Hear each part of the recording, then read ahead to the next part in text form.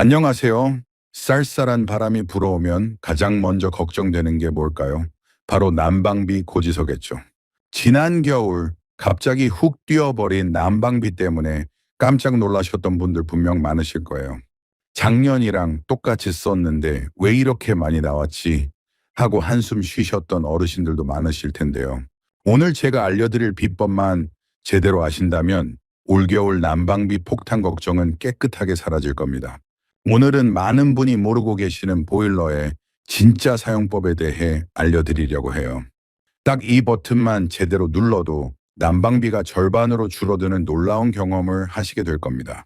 지금부터 저와 함께 난방비 아끼는 특급 비법을 알아볼까요? 오늘 이 영상 하나로 여러분의 난방비 고지서 숫자를 확실하게 바꿔드리겠습니다. 여러분의 소중한 쌈짓돈을 지켜드리는 생활정보 전도사 박철민입니다. 많은 어르신이 보일러를 많이 틀어서 난방비가 많이 나온다고 생각하시는데요. 사실은 보일러를 잘못된 방식으로 사용하고 있기 때문인 경우가 훨씬 많습니다. 우리 집에 맞지 않는 설정으로 보일러를 혹사시키고 있는 거죠. 혹은 엉뚱한 버튼을 누르고 계신 겁니다. 이제부터 제가 알려드리는 핵심 비법들을 하나씩 따라 해보세요. 정말 간단한 습관 변화만으로도 엄청난 차이를 경험하실 수 있을 겁니다. 첫 번째로 많은 분이 헷갈려 하시는 보일러 모드 설정에 대한 이야기부터 시작하겠습니다. 바로 실내 모드와 온돌 모드 선택의 문제입니다. 이 두 가지 버튼 그냥 아무거나 누르셨다고요? 그렇다면 이미 지난 겨울부터 수십만 원을 길바닥에 버리고 계셨을지도 모릅니다. 겉보기엔 비슷해 보이지만 이 두 모드는 작동 원리가 완전히 다릅니다. 이걸 이해하는 것이 난방비 절약의 첫걸음입니다. 작은 차이가 큰 절약으로 이어진다는 사실을 명심해 주세요. 먼저 실내 모드는 보일러 조절기 자체에 내장된 작은 센서가 주변 공기의 온도를 측정해서 보일러를 켜고 끄는 방식입니다. 예를 들어 희망 온도를 23도로 맞추면 조절기, 주변 공기가 23도가 될 때까지 보일러를 작동시키고 23도에 도달하면 멈추는 식이죠. 문제는 이 조절기가 어디에 설치되어 있느냐입니다. 만약 조절기가 찬바람이 숭숭 들어오는 창문 옆이나 차가운 외벽에 붙어 있다면 어떻게 될까요? 방 안은 이미 후끈후끈한데도 조절기, 혼자 아이고 추워 하면서 보일러를 계속 돌리는 겁니다. 실제로는 방이 따뜻한데도 센서가 계속 춥다고 느끼니 보일러가 쉴 틈 없이 가동되는 거죠. 보일러가 계속해서 불필요하게 가동되면 가스 소비량은 물론이고 보일러 자체의 수명에도 좋지 않은 영향을 미치게 됩니다. 반대로 햇빛이 잘 드는 것일 벽에 조절기가 있다면 방바닥은 얼음장 같아도 센서 주변만 따뜻해서 보일러가 금방 꺼져버립니다. 분명히 보일러를 켰는데 왜 이렇게 춥지 하면서 온도를 더 높이게 되고 결국 난방비는 난방비대로 오르는 악순환이 반복되는 겁니다. 이처럼 실내 모드는 조절기의 위치에 따라 그 효율이 극명하게 달라지므로 우리 집 환경을 정확히 파악하고 선택해야 합니다. 그래서 저는 단호하게 말씀드립니다. 우리 집이 지은 지 10년이 넘었다거나 아파트가 아니라 단독주택이나 빌라에 사시는 분들 혹은 창가에 서면 어딘가 모르게 서늘한 기운이 느껴지는 즉 단열이 완벽하지 않다고 생각되신다면 실내 모드는 아예 쳐다보지도 마십시오. 대신 온돌 모드를 사용하셔야 합니다. 온돌 모드는 공기 온도가 아니라 방바닥 아래 배관을 흐르는 난방수의 온도를 기준으로 작동합니다. 쉽게 말해 공기를 드는 것이 아니라 땅, 즉 바닥 자체를 따뜻하게 유지하는 방식이죠. 희망 온도를 60도로 설정하면 바닥을 도는 물의 온도가 60도가 될 때까지 보일러를 가동하고 식으면 다시 데워서 60도를 유지해 주는 겁니다. 이게 왜 훨씬 효율적이냐면 한번 데워진 바닥은 그 열기를 오래 품고 있다가 집안 전체로 서서히 내뿜기 때문입니다. 마치 뜨거운 뚝배기처럼요. 공기는 금방 차가워지지만 한번 달궈진 돌은 쉽게 식지 않는 원리와 같습니다. 그래서 외풍이 있는 집일수록 온돌 모드로 바닥을 먼저 훈훈하게 만들어두면 보일러가 자주 돌지 않아도 온기가 오래가고 가스 소비량도 훨씬 줄어듭니다. 또한 온돌 모드는 전체 실내 온도를 균일하게 유지하는 데에도 도움이 되어 발은 시리고 머리는 뜨거운 이른바 냉돌 열투 현상을 방지할 수 있습니다. 여러분, 지금 바로 보일러 조절기를 확인해 보세요. 혹시 실내 글자에 불이 들어와 있지 않으신가요? 그렇다면 당장 온돌 버튼을 누르십시오. 그것만으로도 이번 달 가스비가 달라집니다. 놀랍도록 쉬운 이 작은 변화가 여러분의 가게에 큰 도움이 될 겁니다. 자, 이제 두 번째 실수입니다. 바로 예약 모드에 대한 엄청난 오해인데요. 제가 현장에서 뵙는 분들 열의 9분 이 기능을 완전히 반대로 알고 계십니다. 혹시 예약 3시간으로 맞춰두면 3시간 뒤에 보일러가 켜지는 걸로 알고 계시지 않으셨나요? 만약 그렇다면 여러분은 난방비를 아낄 수 있는 최고의 무기를 잘못 사용하고 계셨던 겁니다. 보일러의 예약 모드는 몇 시간 뒤에 켜져라라는 뜻이 절대 아닙니다. 몇 시간 간격으로 잠깐씩 켜져서 집이 완전히 식지 않게 해줘라라는 뜻입니다. 쉽게 말해 보일러를 완전히 끄지 않고 난방수가 얼음장처럼 차가워지지 않게끔 주기적으로 살짝 돌려주는 간헐적 난방 기능인 거죠. 이걸 비유하자면 큰 솥에 끓인 곰탕을 생각하시면 쉽습니다. 곰탕을 먹고 나서 불을 완전히 꺼버리면 다음에 먹을 때 차가운 곰탕을 다시 팔팔 끓여야 하니까 시간도 오래 걸리고 가스도 많이 쓰겠죠. 하지만 약한 불로 계속 온기를 유지해두면 언제든 바로 따뜻하게 먹을 수 있고 가스도 훨씬 적게 듭니다. 보일러 예약 모드가 바로 이 약한 불 역할을 하는 겁니다. 완전히 끄지 않고 최소한의 에너지로 집안의 온기를 유지하는 것이 바로 예약 모드의 핵심 원리입니다. 바닥 난방도 똑같습니다. 보일러를 완전히 꺼버려서 시멘트 바닥과 배관 속 난방수가 완전히 식어버리면 그걸 다시 드는데 어마어마한 에너지가 필요합니다. 이때 가스 계량기가 미친 듯이 돌아가는 거죠. 바닥이 차가워지면 단순히 공기만 드는 것보다 훨씬 많은 에너지가 소모됩니다. 하지만 두세 시간 간격으로 예약 모드를 설정해 두면 바닥에 희미한 온기가 남아있게 됩니다. 완전히 식지 않았으니 다시 온도를 높일 때 훨씬 적은 연료로도 금방 집이 따뜻해지는 겁니다.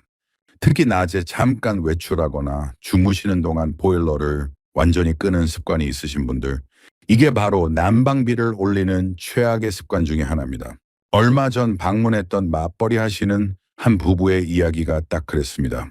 아침에 출근하면서 보일러를 완전히 껐다가 저녁에 퇴근해서 꽁꽁 언집을 드느라 밤새 보일러를 최고 온도로 돌리는 생활을 반복하고 계셨죠. 옆집은 하루 종일 사람이 있는데도 난방비가 20만 원이 안 나오는데 자기들은 왜 30만 원이 훌쩍 넘는지 모르겠다며 억울해 하셨습니다. 제가 그 부인께 보일러를 아침에 외출하실 때 4시간 예약으로 설정해 두고 나가시라고 알려드렸습니다. 그랬더니 하루 동안 보일러가 실제로 돌아간 시간은 훨씬 줄어들었는데도 퇴근하고 돌아왔을 때 집안에 훈기가 남아있어서 금방 따뜻해지고 그 달 난방비가 22만 원으로 뚝 떨어졌다고 합니다. 이게 바로 예약 모드의 진짜 힘입니다. 지금 여러분 보일러는 어떻게 설정되어 있으신가요? 외출할 때 완전히 끄시는 분들, 솔직히 한번 손들어 보세요. 크나치 나기로 괜찮은 스스메로 시험 이제부터라도 바꾸시면 되니까요. 오늘부터는 외출하실 때 2시간 또는 3시간 예약 버튼을 꼭 눌러보세요. 여기까지 보신 분들은 이미 난방비 10%는 아끼신 겁니다. 그런데 진짜 중요한 내용은 지금부터입니다. 여러분, 이 영상 끝까지 보셔야 후회하지 않으실 겁니다. 왜냐하면 여러분이 외출할 때 무심코 누르는 이 버튼이 사실은 난방비 폭탄의 주범일 수 있거든요. 바로 외출 모드입니다. 혹시 짧게 장을 보러 갈 때나 출근할 때 습관적으로 외출 버튼을 누르시나요? 그렇다면 이 부분 꼭 집중해서 들으셔야 합니다. 여러분의 돈이 줄줄 새는 가장 큰 구멍일 수 있습니다. 결론부터 말씀드리면 외출 모드는 난방비 절약 기능이 절대 아닙니다. 외출 모드의 진짜 이름은 동파 방지 모드입니다. 즉 집을 아주 오랫동안 비울 때 추운 겨울날 보일러나 배관이 얼어 터지는 것을 막기 위해 최소한의 기능만 유지하는 비상 모드인 거죠. 이 모드는 보통 실내 온도가 8도 이하로 떨어지는 극한 상황에서만 잠깐 작동했다가 바로 멈출 정도의 기능입니다. 짧은 외출에서는 거의 작동하지 않는다고 보시면 돼요. 그냥 꺼져 있는 것이나 마찬가지입니다. 이런 오해 때문에 많은 분들이 불필요한 난방비 지출을 하고 계십니다. 외출 모드는 에너지 절약과는 거리가 멀다는 것을 명심해야 합니다. 문제는 이걸 매일 출퇴근할 때, 잠깐 외출할 때 사용하는 경우입니다. 보일러가 종일 멈춰 있으니 그 사이 집안의 벽과 바닥, 공기는 돌덩이처럼 차갑게 식어버립니다. 그럼 어떻게 될까요? 여러분이 퇴근하고 집에 돌아와서 외출 모드를 끄고 난방을 시작하면 보일러는 이 꽁꽁 언 집 전체를 드기 위해 문자 그대로 사투를 벌입니다. 마치 냉동고에 있던 고기를 해동도 하지 않고 바로 굽는 것과 같습니다.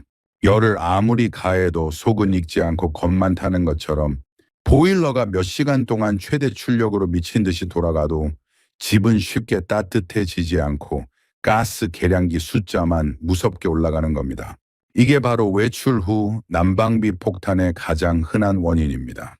따라서 외출 모드는 꼭 필요한 상황에만 사용해야 하며 일상적인 외출에는 적합하지 않습니다.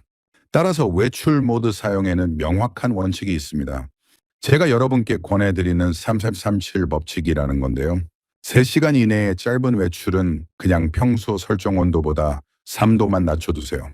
23도로 생활하셨다면 20도로만 맞춰두시는 겁니다. 이렇게 하면 집안의 온기가 완전히 사라지는 것을 막을 수 있습니다. 하루 이틀 정도 집을 비우는 경우는 예약 모드를 서너 시간 간격으로 설정해 두시는 것이 가장 좋습니다. 그리고 7일 이상, 즉 일주일 이상 장기 여행이나 입원 등으로 집을 비울 때 그때만 외출 모드를 사용하는 겁니다. 이 원칙만 기억하셔도 외출 한번 했다가 수만 원의 가스비를 더 내는 억울한 일은 절대 없을 겁니다. 혹시 지금까지 외출 버튼을 애용하셨다면 댓글로 저도 외출 버튼에 배신을 경험했어요 라고 한번 남겨주세요. 다른 분들이 같은 실수를 반복하지 않도록 돕는 좋은 정보가 될 겁니다. 자, 이제 보일러 설정의 마지막 관문이자 많은 분이 매일매일 돈을 버리고 있는 부분입니다. 바로 온수 온도 설정인데요. 이건 정말 간단하지만 효과는 엄청난 비법입니다. 대부분의 가정에서 뜨거운 물이 잘 안 나올까봐 온수 온도를 늘 고온으로 맞춰두고 사용하십니다. 혹시 여러분도 그러시지 않나요? 만약 그렇다면 여러분은 끓인 물을 다시 식혀서 마시는 것처럼 불필요한 가스를 매일 태우고 계신 겁니다. 생각해 보세요. 온수 온도를 60도, 70도 같은 고온으로 설정하면 보일러는 그 온도를 만들기 위해 온 힘을 소모하며 물을 팔팔 끓입니다. 그런데 막상 우리가 샤워를 하거나 설거지를 할 때 그 뜨거운 물을 그대로 쓰나요? 아닙니다. 너무 뜨거워서 깜짝 놀라며 수도꼭지를 찬물 쪽으로 돌려 물을 섞어서 사용하지요. 이는 에너지를 2번 낭비하는 것과 같습니다. 결국 보일러는 온 힘을 다해 물을 뜨고 우리는 그걸 다시 찬물로 식혀서 쓰는 아주 비효율적인 행동을 반복하는 셈입니다. 이건 말 그대로 연료의 절반을 허공에 날려 버리는 꼴입니다. 온수 사용은 난방 다음으로 가스 소비량이 많은 부분이니 이 부분을 놓치지 말고 꼭 절약해야 합니다. 제가 권장하는 가장 효율적인 온수 온도가 있습니다. 겨울철에는 42도에서 45도 사이.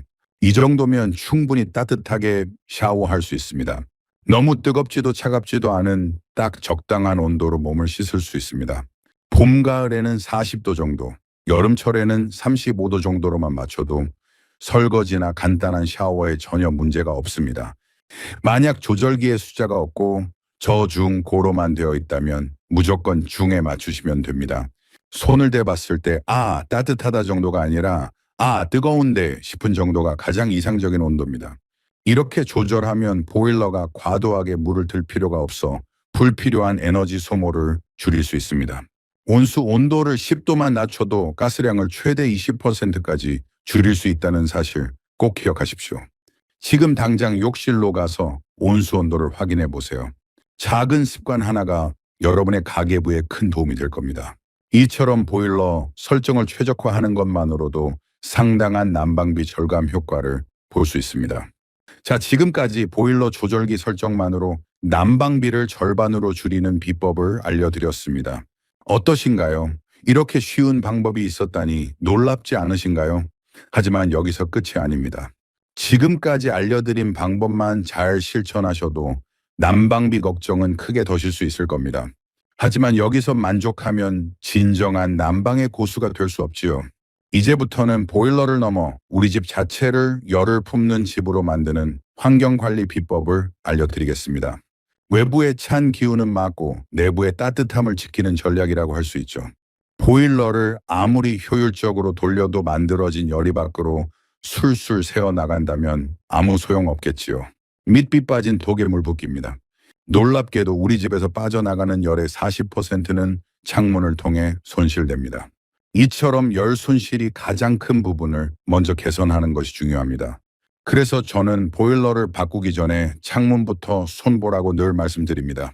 가장 손쉽고 효과적인 방법은 바로 뽁뽁이, 즉 단열 시트를 붙이는 겁니다. 이게 보기 싫다고 안 붙이시는 분들이 많은데 뽁뽁이의 공기층은 외부의 찬 공기를 막아주고 내부의 따뜻한 공기가 빠져나가는 것을 막아 실내 온도를 2도에서 3도까지 높여주는 엄청난 효과가 있습니다. 난방비를 20% 가까이 절약해 주는데 미관 때문에 수십만 원을 더 내실 건가요?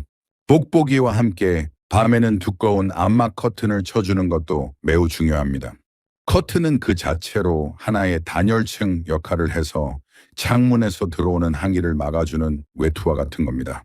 바닥에는 카페트나 러그를 깔아두면 한번 데워진 바닥의 온기가 공기 중으로 쉽게 뺏기지 않도록 꽉 잡아주는 역할을 합니다.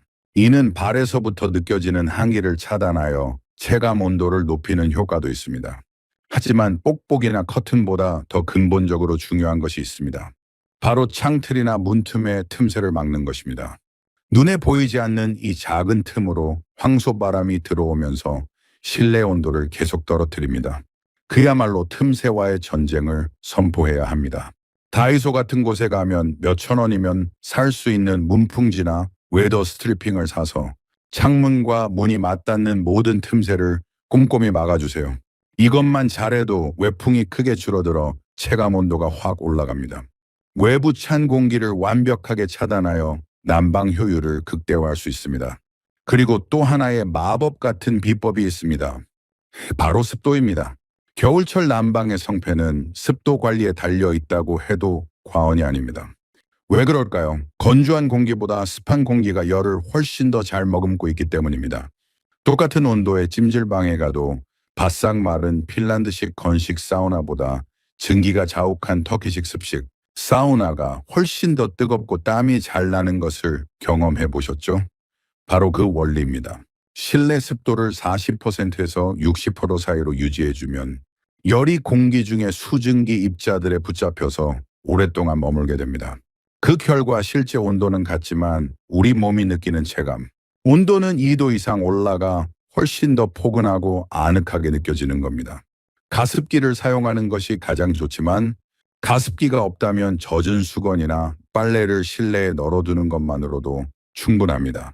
또는 분무기로 커튼에 물을 뿌려주거나 방 안에 귤 껍질이나 사과 껍질을 놔둬도 천연 가습 효과가 있습니다. 샤워 후에 욕실문을 잠시 열어두는 것도 좋은 방법이지요. 이렇게 습도만 잘 관리해도 보일러 설정 온도를 1, 2도 낮출 수 있고 그만큼 난방비는 절약됩니다. 게다가 건조한 공기는 호흡기 질환과 피부 건조증의 원인이 되는데 적정 습도는 우리 건강까지 지켜주니 일석이조, 아니 일석삼조의 효과를 누릴 수 있는 셈입니다. 이처럼 습도 관리는 난방비 절약뿐만 아니라 건강 관리에도 매우 중요한 역할을 합니다. 혹시 가습기를 틀었을 때와 안 틀었을 때 확실히 공기가 더 포근해진 느낌이 있었나요? 경험 있으신 분들은 댓글로 습도 효과 봤어요 라고 한번 남겨주시면 다른 분들께도 큰 동기부여가 될 겁니다. 자, 이제 오늘 제가 드릴 말씀의 마지막이자 어쩌면 가장 중요한 이야기입니다. 난방비를 아끼는 최고의 기술은 바로 옷차림과 정부 지원금 100% 활용하기입니다. 아무리 좋은 기술과 비법이 있어도 건강을 잃으면 아무 소용없고 나라에서 주는 공짜 돈을 놓치면 그것만큼 억울한 일도 없겠죠? 먼저 옷차림입니다. 특히 우리 어르신들은 젊은 사람들에 비해 추위에 약하고 저천층의 위험도 훨씬 높습니다. 난방비 아끼신다고 집에서 춥게 지내시다가 덜컥 병이라도 나시면 아낀 난방비의 수백 배가 병원비로 나가게 됩니다. 가장 현명한 절약은 건강을 지키는 절약입니다. 겨울철 실내 적정 온도는 18도에서 20도라고 하지만 이건 활동량이 많은 젊은 사람들 기준입니다. 우리 어르신들께는 조금 추울 수 있습니다.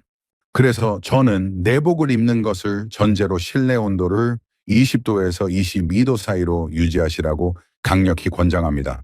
내복이나 얇은 옷을 하나 껴입는 것만으로도 체감 온도가 3도에서 5도까지 올라가는 효과가 있습니다. 내복 하나가 보일러 설정 5도와 맞먹는 셈입니다. 수면 양말을 신고 가벼운 가디건을 걸치는 것, 무릎 담요를 덮는 습관, 이것이 바로 돈 안 드는 최고의 난방법입니다. 건강하게 따뜻한 겨울을 보내기 위한 가장 기본적인 지혜라고 할 수 있습니다. 그리고 마지막으로 많은 분이 몰라서 놓치고 있는 에너지 바우처 제도입니다. 정부에서는 소득이 낮은 취약계층을 위해서 정의, 도시가스, 지역 난방, 등유, 연탄 등을 구입할 수 있는 현금처럼 쓸 수 있는 이용권, 즉 에너지 바우처를 지원하고 있습니다. 2025년 기준 1인 가구는 연간 약 29만 5천 원, 2인 가구는 약 40만 7천 원이라는 결코 적지 않은 금액을 지원받을 수 있습니다. 지원 대상은 기초생활 수급자이면서 가구 구성원 중에 만 65세 이상 노인이나 영유아, 장애인, 중증 질환자 등이 포함된 경우입니다. 더 자세한 정보는 주민센터나 에너지 바우처 홈페이지에서 확인하실 수 있습니다. 이런 좋은 제도를 놓치지 마시고 꼭 신청하셔서 따뜻한 겨울을 보내시길 바랍니다. 오늘 영상 유익하셨나요? 그렇다면 좋아요와 구독 꼭 눌러주세요. 그리고 지금 이 영상을 어디서 보고 계신지 꼭 댓글로 남겨주세요. 서울, 부산, 대구, 광주, 강원도, 제주도 어디든 좋습니다. 댓글로 남겨주시면 다음에 인사드릴 때 여러분의 지역도 함께 기억하겠습니다. 여러분의 댓글 하나하나가 앞으로 더 좋은 영상을 만드는 데 큰 힘이 됩니다. 지금 바로 댓글창에 지역과 느낌, 한 줄 소감이라도 남겨주세요. 정성껏 읽고 진심으로 반영하겠습니다. 알림 설정까지 해두시면 앞으로 전해드릴 귀한 정보도 절대 놓치지 않으실 거예요. 늘 여러분의 따뜻하고 알뜰한 하루를 응원합니다. 카니카는 려감래함니 서수